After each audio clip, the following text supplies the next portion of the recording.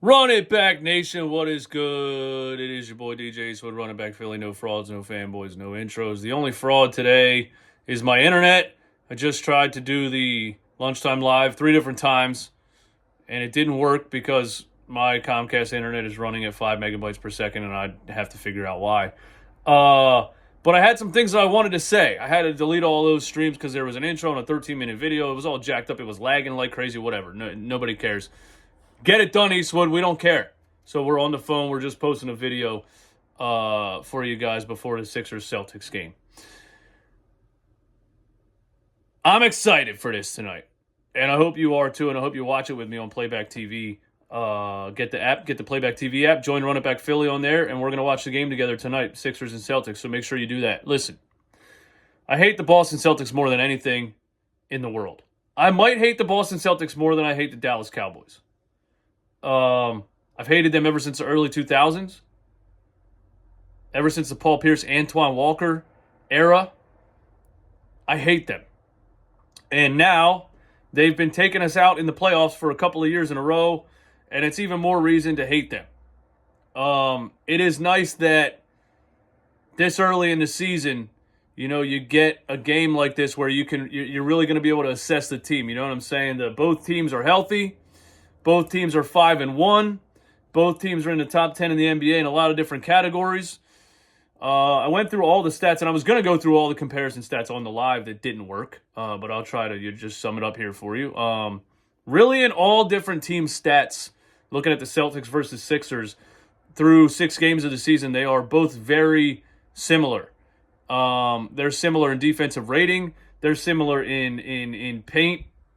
Points in the paint. They're similar in fast break points and turnovers and perimeter defense, interior defense. They're very similar in most categories. And that's exciting for us Sixers fans, Throughout this whole offseason, we're sitting here thinking like, damn, dude, we got Harden who doesn't want to play for us. Morey's not trading him.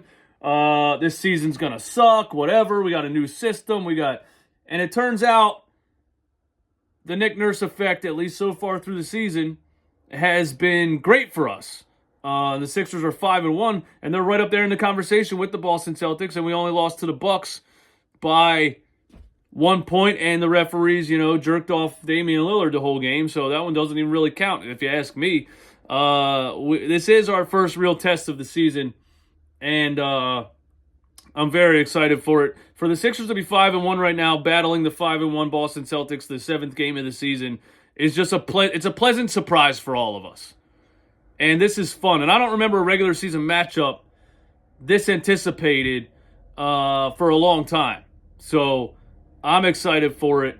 I think the main thing for the Sixers is, Kristaps Porzingis is listed as a starting center. Al Horford is listed as coming off the bench. It depends what the Celtics do lineup-wise. But if Al Horford is coming off the bench, Joel Embiid needs to go right at Kristaps Porzingis right away. He needs to go right at him right when the jump ball happens. He needs to put up 20 points on this guy in the first quarter. That's what needs to happen. Joel Embiid averages 33 and 13 against Kristaps Porzingis. Kristaps Porzingis is a 7'5" beanpole. He cannot guard Joel Embiid. There's just no question about it. Al Horford, throughout his career, has been known as the Embiid stopper. Al Horford's getting a little bit older, and I think if they put Al Horford on the floor, even with Kristaps, then the game plan should be make Al Horford move, run pick and rolls, run pick and pops, make him switch, bring Al Horford out to the three-point line. I don't want to see Joel Embiid stooping to Kristaps Porzingis' level of shooting jump shots. That's one thing I don't want to see. Kristaps is a shooter because he can't bang in the post. I don't want to see Joel Embiid to go out there and try to compete with that and shoot a bunch of threes and rely on a bunch of mid-range jump shots. Take the ball, power dribble, and put your shoulder in that dude's chest. That's what I want to see Joel Embiid do to Kristaps Porzingis in this game. Right off the tip, pause. That's what he needs to do. And if he does that and establishes it early, the Sixers will win this game. Tyrese Maxey against Drew Holiday. That's a good test for Tyrese, too. Tyrese starts out the season hot. He had 3 30-point games to start the season. One of them was against the Toronto Raptors, who have the best perimeter defense in the NBA right now because they have length and athleticism on the squad like they always do. Drew Holiday one-on-one's a good test for Tyrese Maxey. Although Tyrese Maxey in his career against Drew Holiday, 9 games, he averages 19 points per game on him. So it's not like Drew Holiday has historic, at least across Maxey's career so far, has like clamped him and made him look terrible. He averaged 19 points per game against him. So, I'm excited to see that matchup. It's the second matchup I'm excited to see. Embiid versus Porzingis and Horford, and Maxey and Drew Holiday. The 76ers, as far as their defense goes, the Boston Celtics have 2 elite wings, Jayson Tatum and Jaylen Brown. The Sixers need to guard the perimeter much better than they have in recent years.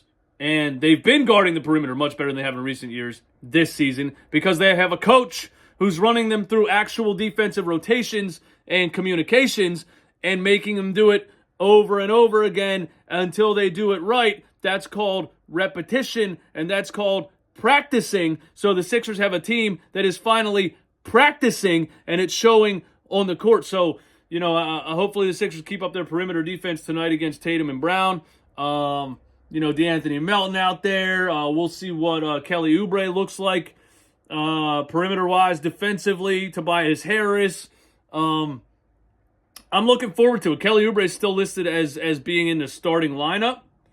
That's still interesting to me. It'll be interesting to see if Nick Batum, plays more this game than he played last game. Batum had some minutes early last game and looked great. Hit his first 4 shots as a Philadelphia 76er, 3 threes, and got a roll on a jump shot.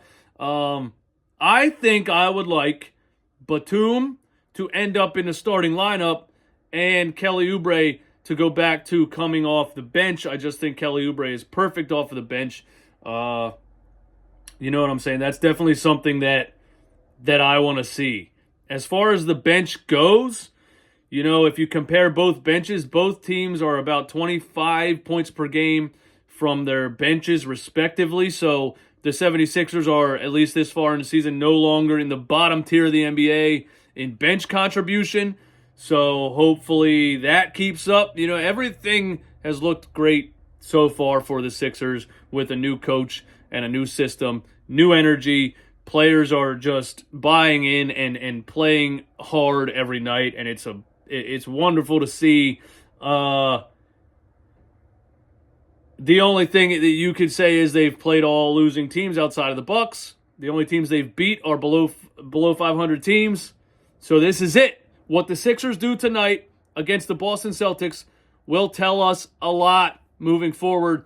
They don't have to win necessarily. Of course I want them to win. I hate the Celtics. I'm just looking for what they look like against the Celtics. You know what I'm saying? That Game 6 and Game 7 last year in the playoffs was embarrassing. The leader of that collapse, James Harden, is gone. Joel Embiid was the other leader of that collapse. He looks a lot more balled in this year in the beginning of the season. And the whole game plan, everything looks better.